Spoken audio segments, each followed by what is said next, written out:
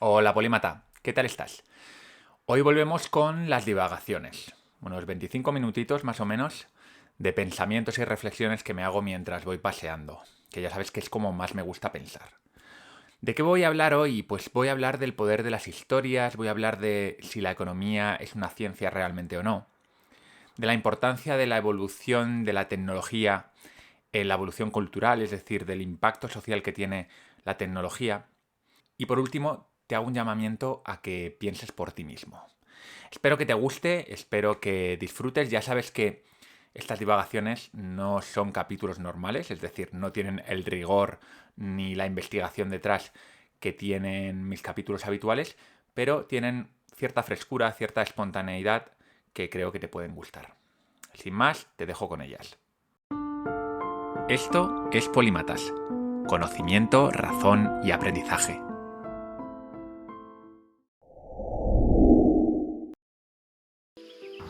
Si me preguntas cuál es la herramienta más poderosa de la historia de la humanidad, yo creo que no es ni la bomba atómica, ni la catapulta en su día cuando la desarrollaron, ni la pólvora, ni las lanzas, ni las espadas cuando se empezó a utilizar el hierro o el bronce.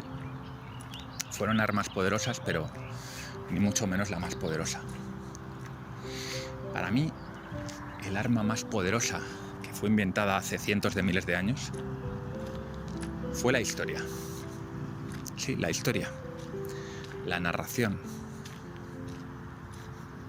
Una buena historia es capaz de conseguir 10.000 aliados para ir a la guerra. Es capaz de conseguir 100.000 personas que hagan lo que haya que hacer para conseguir tus objetivos. Es muy barata y se propaga de una manera rapidísima. Ya lo hacía antiguamente a través del boca a boca, pero ahora mismo las historias pueden pasar de una punta a la otra del mundo en segundos. El gran contador de historias es probablemente el ser más poderoso que hay.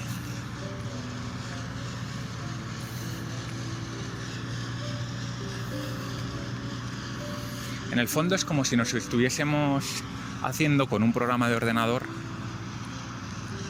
que está conectado a miles, cientos de miles de seres vivos y que le puede movilizar, que le puede hacer que esos seres hagan lo que nosotros queremos. Piensa en un Hitler, en un Stalin, piensa en un Martin Luther King, piensa en un Kennedy, en un Gorbachev, piensa en un Einstein, piensa en un predicador de barrio. Son capaces de meterse en la mente de las personas para que actúen como ellos quieren.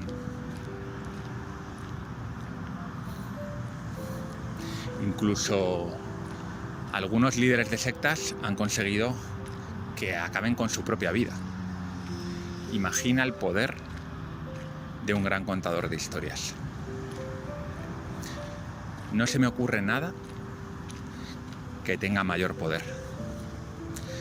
Y como gran poder se puede utilizar para el bien y para el mal. Generalmente no es ni para una cosa ni para otra. Las historias nos gustan, las contamos por puro entretenimiento.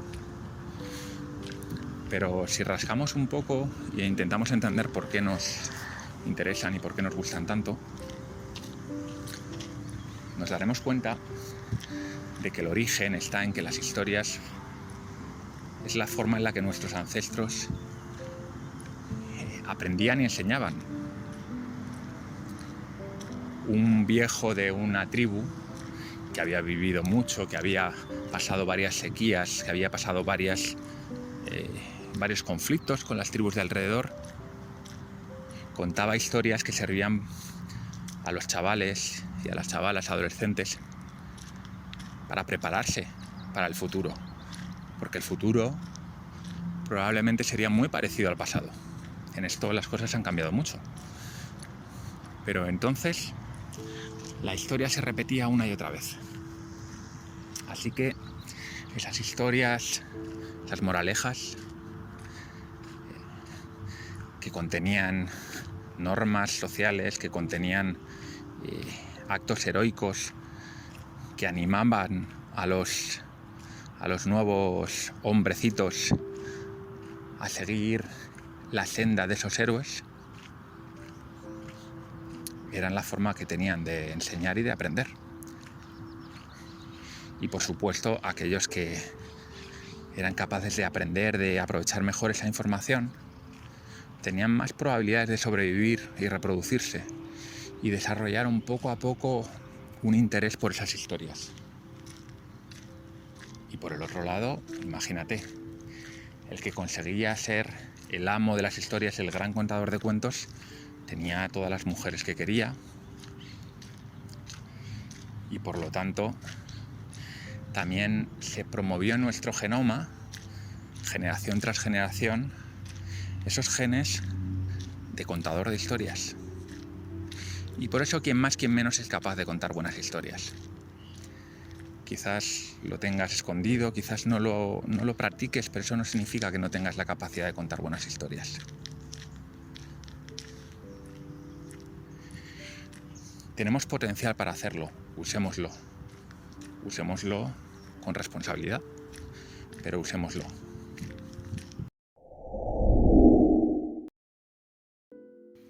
Una idea muy interesante que le escuché a Scott Alexander hace un par de días y a la que vengo dándole vueltas desde entonces es la importancia de las tecnologías, de las nuevas tecnologías en el avance cultural. Él sobre todo habla de cómo las nuevas tecnologías, como por ejemplo la agricultura, ¿no?, que quizás sea el caso más paradigmático, cambiaron por completo la forma que teníamos de relacionarnos, de organizarnos.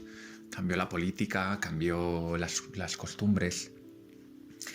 Y bueno, él pone como contrapartida el caso también muy conocido de Jared Diamond, que es un antropólogo que tiene una teoría sobre la importancia de la geografía, ¿no?, en el éxito de las civilizaciones. Él no lo pone en duda, Scott Alexander no lo pone en duda, pero lo que dice es, bueno, la geografía permanece igual siempre, ¿no? Y sin embargo, la tecnología cambia y la tecnología es la que ha provocado las grandes revoluciones.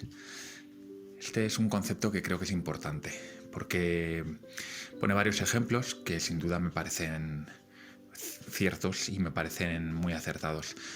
Uno de ellos es la agricultura, el otro tiene que ver con ciertas invenciones relacionadas con el terreno militar, como por ejemplo las armas de fuego, ¿no? Cómo cambió por completo la forma en la que tenían de organizarse los señores feudales, ¿no?, que generalmente tenían una casta de guerreros, ¿no?, de caballeros, y que cuando empieza a haber armas de fuego, de repente los caballeros son frágiles respecto a gente que con poco entrenamiento puede derribarles a ellos que han estado entrenando toda su vida para ser caballeros, ¿no? Y nos encontramos en una situación en la que alguien que puede reclutar un ejército y comprar las armas, puede echar abajo un castillo, por ejemplo. Y eso hace que cambie por completo la forma de organización social y que demos paso a la edad moderna, ¿no? Y luego otro de los ejemplos que pone, que para mí es también muy relevante y que también cuenta Sergio Parra en su libro Historia de la incertidumbre, es el ejemplo de la imprenta, de cómo pasamos de tener 30.000 libros en Europa antes de la imprenta a de repente tener, no sé si eran 300.000 copias del libro de Lutero, bueno, del libro no, de los panfletos de Lutero en toda Europa en un año, ¿no? Una cosa completamente brutal. La gente empezó a tener acceso a la información, se empezaron a imprimir periódicos.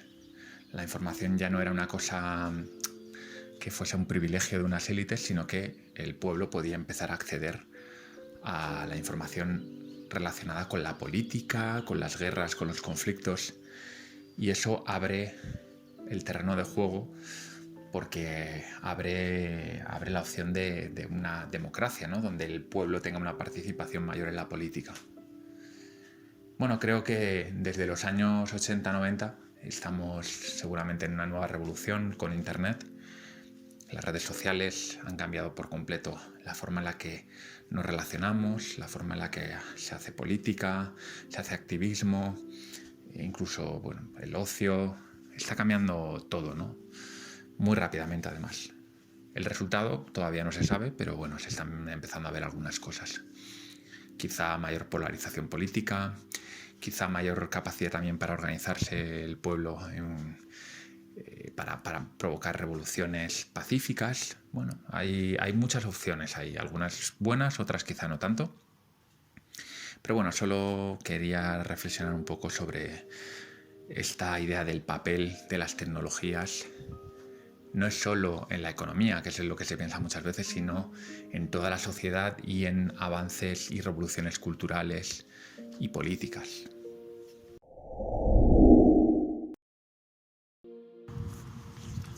Hay quienes tachan a las ciencias sociales como que no son ciencias, porque claro, piensan en la física o en la química, esas leyes absolutas prácticamente que son capaces de predecir al milímetro lo que va a pasar con un fotón, con una molécula. Y cuando luego piensan en la economía o en la sociología o en la psicología social o incluso en la psicología, dicen, bueno, es que esto es una tomadura de pelo porque no son capaces de predecir, no son capaces de tener leyes universales, y efectivamente no son capaces, pero eso no significa que no sean ciencias. Las ciencias no son otra cosa que una manera, es una metodología, es una forma de acercarte a la realidad, la cual tú persigues conocer la realidad. Asumes que la realidad es conocible, conocible creo que se dice. Y luego utilizas los métodos que sean necesarios para acercarte a ella. Lo del método científico de toda la vida en realidad es una simplificación que a día de hoy no tiene mucho sentido, porque cada ciencia tiene su manera de acercarse a la realidad. Lo que todas tienen en común es ese objetivo de vamos a acercarnos a la realidad y vamos a hacerlo de una manera empírica. Vamos a intentar validar empíricamente aquello que estamos teorizando. No siempre se va a poder, pero ese es el objetivo. Y sobre todo también explicar por qué ocurren las cosas, ¿no? Esos serían un poco los requisitos para que haya una ciencia, pero nadie dice que una ciencia te tenga que dar predicciones perfectas de la realidad, ni mucho menos. Si no, pues nos quedaríamos con la física y ni eso, porque desde la cuántica pues estamos también apañados.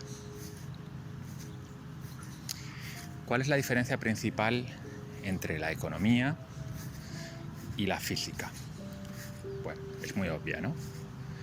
La economía trata de la parte macro, de la visión a vista de pájaro del mundo. Trata con agentes como empresas, personas, instituciones, y la física trabaja con elementos mucho más pequeños, como pueden ser los átomos, los quarks, los electrones, etc. Esa es una diferenciación. Pero, ¿por qué una es altamente predecible y la otra es bajamente predecible? ¿Por qué la economía siempre se dice, ¿no?, que un economista es incapaz de acertar una predicción? Porque la complejidad con la que trabaja un economista es varios órdenes superior a la de un físico. El físico trabaja con un número limitado de partículas que se han estudiado, que más o menos se sabe cómo se comportan, y por lo tanto digamos que tiene la capacidad de hacer experimentos mucho más acotados, con un número más pequeño de elementos, y además cuando hacen experimentos suele ser así, suele ser en unas condiciones muy concretas. No se van a la plaza del pueblo, cogen una piedra y dicen vamos a ver cómo se comportan los átomos de esta piedra ahí, ¿no? Sino que trabajan con átomos en un laboratorio en unas condiciones específicas muy controladas. El economista, aunque también tiene la capacidad de hacer experimentos en laboratorio, luego lo que importa es el mundo real, ¿no? Cómo funciona la economía de verdad. Y la economía no es un sistema limitado como el de la física, sino que estamos hablando de un sistema complejo con millones de agentes, miles de agentes diferentes, es decir, hay mucha variedad, y luego cada agente tiene un comportamiento impredecible ya en sí mismo. Es imposible predecir de forma exacta el comportamiento de una persona. Pues imagínate el comportamiento de 1 millón de personas. Y eso enlazado con empresas, instituciones, en un mundo global. Es absolutamente imposible. Pero digo, esto no resta a la economía la categoría de ciencia. Simplemente es mucho más complicado en economía hacer ciertas cosas. Y ahí es donde entra la estadística. Cuando hablamos de ciencias sociales, trabajamos con estadísticas. Es decir, lo más que puede hacer una ciencia social es darte una probabilidad de que algo ocurra. Pero no te va a poder decir que algo va a ocurrir. Vamos, dicho de otro modo, la economía lo que te puede decir es que va a haber ciclos de crisis y de bonanzas, basado en un estudio histórico y en una serie de comportamientos macro de los agentes económicos. Pues bueno, se sabe que eso ocurre. Lo que no te va a poder decir es cuándo sucede exactamente una crisis, porque eso ya entra en el terreno de esa complejidad que es inabarcable por fórmulas a día de hoy, desde luego, ni por simulaciones. Por muy detallada que sea una simulación económica, una simulación, por ejemplo, que pretenda simular la economía de un país o de una ciudad, la simulación siempre va a ser incompleta. Le van a faltar agentes, los agentes estarán simplificados. Por ejemplo, estaremos usando como agente a una persona que está dentro de una simulación, puede tener una serie de características muy limitadas. Pues puede tener una serie de necesidades básicas, pero desde luego no se comporta como una persona. No tenemos esa capacidad a día de hoy de simular una ciudad o un país con el comportamiento complejo que tenemos las personas. Y digo más, aunque lo tuviésemos, tendríamos otra limitación prácticamente insalvable, que es el punto de salida. Una simulación necesita que le digamos de dónde partimos. ¿Cómo podemos decirle a la simulación exactamente el punto en el que está el estado del sistema, en este caso, por ejemplo, el país, al empezar, de forma precisa? Sabemos por la teoría del caos que una pequeña diferencia en el inicio de un sistema puede dar grandes diferencias a lo largo del tiempo, ¿no? La famosa mariposa que bate las alas y provoca un huracán en la otra parte del mundo. Pues esto es extrapolable a la economía y a otras ciencias sociales. Así que, como ves, se encuentra ante muchos retos, pero eso no le quita que no sea una ciencia.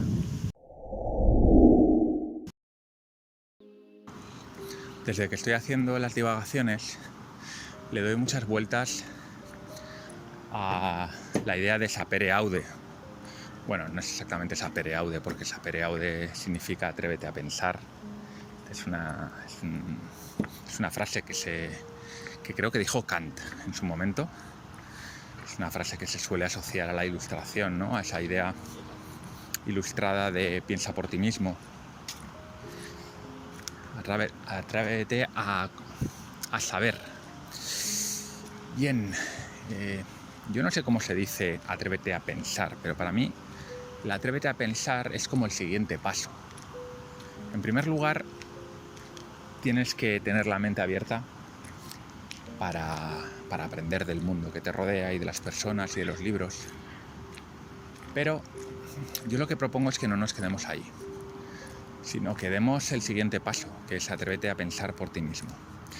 Quítate el miedo a pensar que no tienes nada valioso que aportar al mundo, ¿no? Que tu pensamiento nunca va a ser original. Esto le pasa a mucha gente que le gustaría escribir o pintar, pero nunca lo hace porque dice, claro, ¿qué voy a escribir yo sobre lo que no se haya escrito antes? Seguro que no es tan valioso. El problema es que si todos hiciésemos eso, nunca habríamos tenido a grandes genios, ¿no? No habríamos tenido a Cervantes, a Shakespeare, a Einstein, a Rousseau, a Kant, a Virginia Woolf, tantos y tantos genios que en su momento seguramente se sintieron como te puedes sentir tú o como me puedo sentir yo. Unos impostores que no tienen nada que aportar, ¿no? Claro, es muy fácil ver ya sus obras, sus grandes obras, y en retrospectiva decir, bueno, claro, es que mira cómo escribían. Pero nadie nace escribiendo así. Para llegar ahí, habrán escrito, habrán pensado miles y miles de días, habrán creado bastantes cosas mediocres, habrán hecho muchas pruebas. El pensamiento sigue las mismas reglas. Si yo no me acostumbro a pensar, si no me arriesgo a pensar, a reflexionar, si no me creo de alguna manera, si no me autoengaño, aunque sea un poco, ¿no? Pensando que puedo crear algo realmente diferente, original o como mínimo de calidad, pues no lo haríamos. Así que está muy bien leer mucho, aprender de otros, pero llega un momento en el que nuestra forma de aportar al mundo es pensar por nuestra cuenta. Y de esas miles de ideas que se repiten, mediocres, saldrán algunas pocas perlas que aportarán algo a nuestra base de conocimiento, de pensamiento. Seguro que aparecerán. Es verdad que ahora, en un mundo global en el que podemos buscar en internet, nos encontramos con que casi todo ha sido ya estudiado. Pero eso no deja de ser una ilusión. Dentro de 1000 años, cuando la gente eche la vista atrás y vean lo que han avanzado a nivel de pensamiento, de conocimiento, de reflexión, de filosofía, de arte, dirán, madre mía, lo que hemos avanzado. ¿Cómo podían pensar nuestros antepasados que no había nada más que aprender, ¿no? O innovar? Así que, bueno, pues este es una reflexión, más que una reflexión, es un llamamiento a perder ese miedo a pensar. Empieza haciéndolo en la intimidad, como lo puedo estar haciendo yo. Practica para que poco a poco te vayas convirtiendo en un experto. Y eso te va a crear una serie de herramientas muy valiosas para un montón de cosas en tu vida. Pero en sí mismo, además, puede ser algo muy disfrutable. Cuando tú ves que tus pensamientos fluyen, que eres capaz de pensar como lo hace cualquier otro filósofo o pensador, que es una cuestión simplemente de práctica, de perderle el miedo, es muy satisfactorio. Bueno, Polímata, pues espero que te haya gustado este capítulo, que te haya hecho pensar, que es de lo que se trata. Y ya sabes, si quieres apoyar el proyecto, te tienes que ir ahora mismo a polímatas.com con Y, suscribirte a la newsletter y también echar un vistazo a la biblioteca Polímata. Un lugar donde hablo de los 50 libros más importantes para comprender el mundo, con resúmenes, reseñas, una comunidad privada donde tratamos y debatimos todos los temas relacionados con los libros. En definitiva, un lugar donde puedes estar con gente como tú, con inquietudes y sentirte pues como en casa al final. Yo creo que es de lo que se trata, de encontrar tu lugar, la gente con la que puedes debatir cualquier cosa sin ningún tipo de cortapisas y donde, bueno, pues la conversación ilustrada es un valor fundamental para nosotros. Y sin más, esto ha sido todo por hoy. Soy Iván Muñoz de Bustillo y este ha sido un capítulo más de Polímatas. Nos vemos.